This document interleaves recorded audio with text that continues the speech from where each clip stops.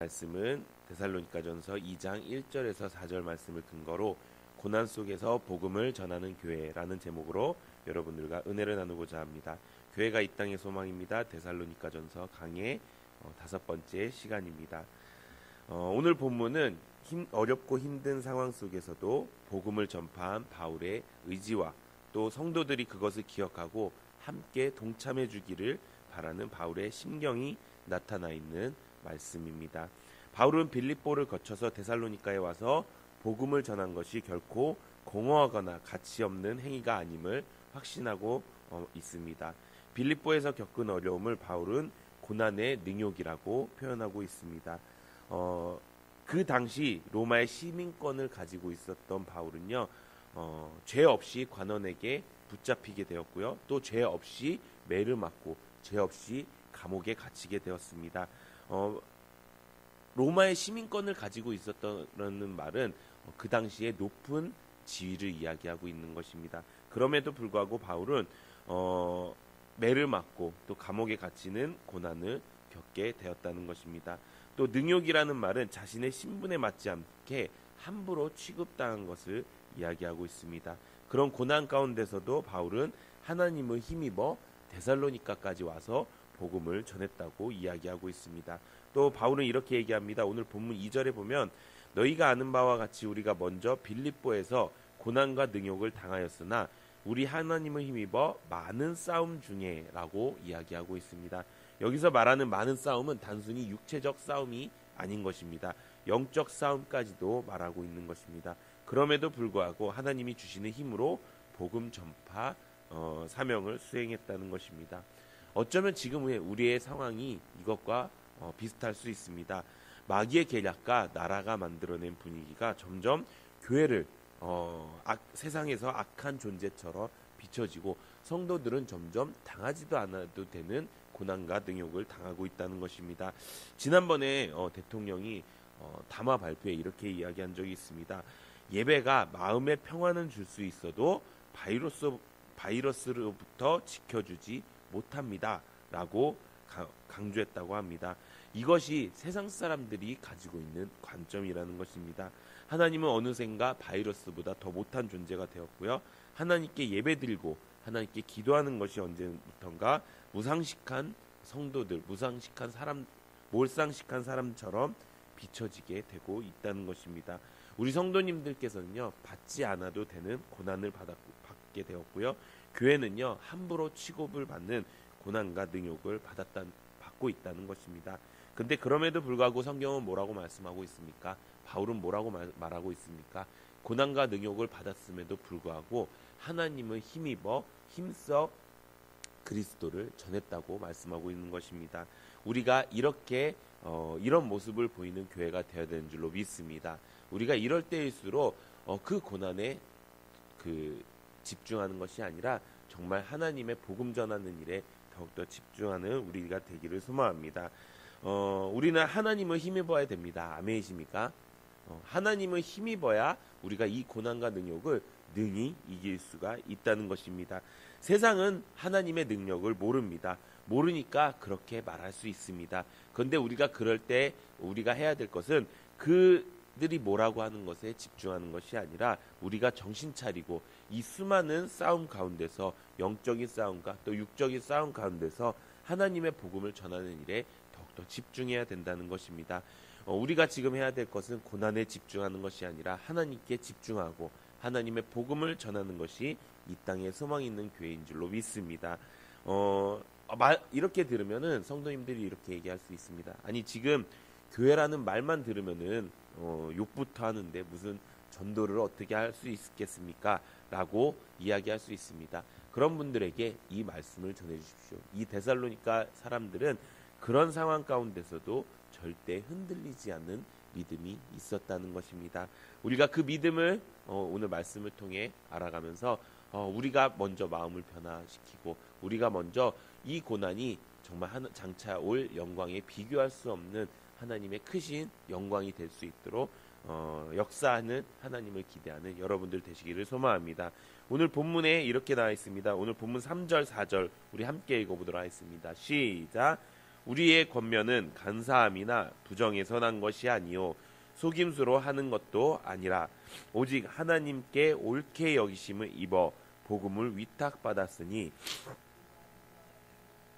사람을 기쁘게 하려 함이 아니요 오직 우리 마음을 감찰하시는 하나님을 기쁘시게 하려 함이라.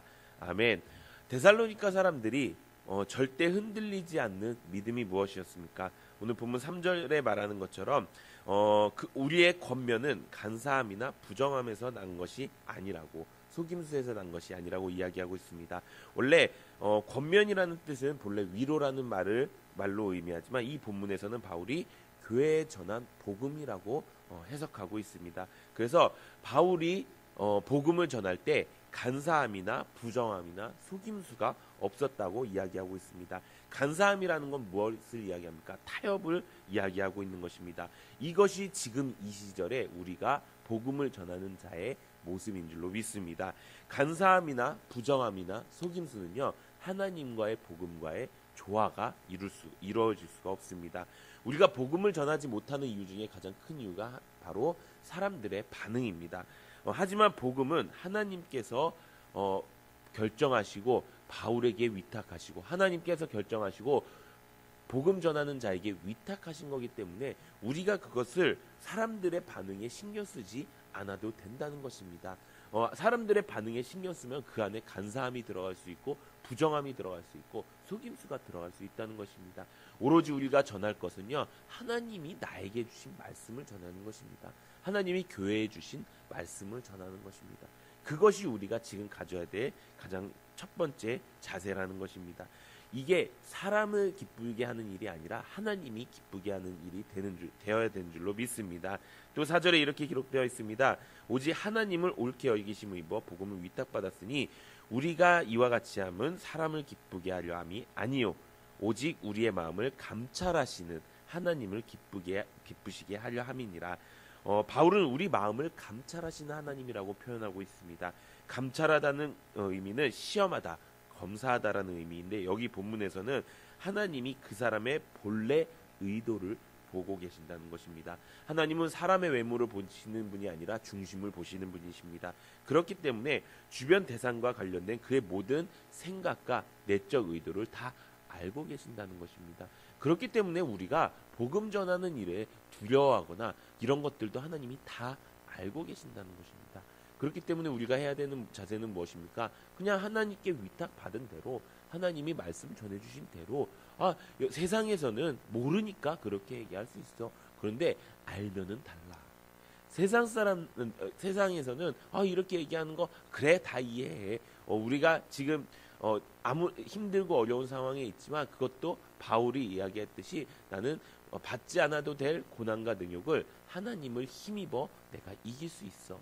그렇기 때문에 복음을 전할 때도 내가 사람의 눈을 의식하거나 그렇게 해서 내 말에 속임수가 있고 부정함이 있고 또 간사함이 있거나 이렇게 하지 않고 나의 중심을 보신 하나님께서 내가 한마디를 해도 하나님의 능력으로 할 수 있는 줄로 믿습니다. 이렇게 내가 그 믿음으로 전할 때 우리는 그 바울과 데살로니가 교회의 상도들이 겪은 그 하나님의 능력을 경험할 수 있다는 것입니다.